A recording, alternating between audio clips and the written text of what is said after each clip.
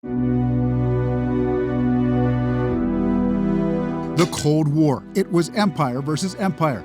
As we look at the history of America's limited government, we focus on the Cold War. Now, this was an event some see as having roots far away from America and during the late 1780s in the French Revolution. The French Revolution did not directly cause the Cold War, but it helped introduce political ideas and conflicts that eventually influenced the development of modern communism and the rivalry that became the Cold War.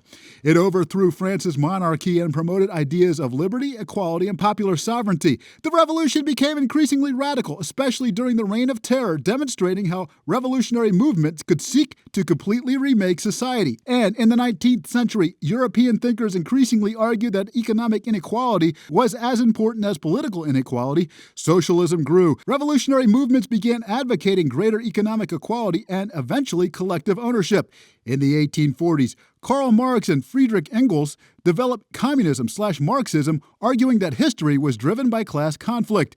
Historians began to see the French Revolution was an important historical example in Marxist thinking because it demonstrated how one social class could overthrow another. Marxism continued to pick up momentum during the rest of the 19th century and in the early 20th century, with memories of the French Revolution lingering and Russia struggling with poverty, food shortages, and military defeats. Dissatisfaction with Tsar Nicholas II spread. In February of 1917, mass protests and strikes erupted in Petrograd. The military eventually turned against the government and Nicholas II abdicated, ending centuries of Romanov rule. A temporary government took power but continued Russia's involvement in World War II, which remained deeply unpopular.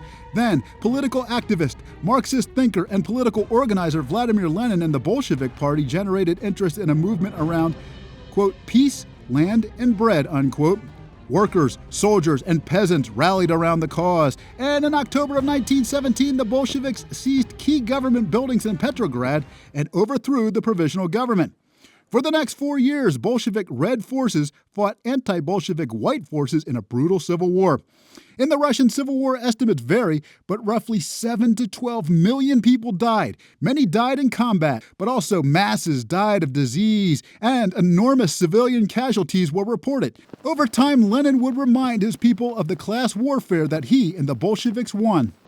Почему мы победили юдеев, толстяка и Деникина, хотя им помогали капиталисты всего мира? Почему мы уверены, что победим теперь разруху, восстановим промышленность и земледелие? Мы победили помещиков и капиталистов потому, что красноармейцы, рабочие и крестьяне знали, что они борются за свое кровное дело. Мы победили потому, что лучшие люди. In 1922, the Soviet Union was created.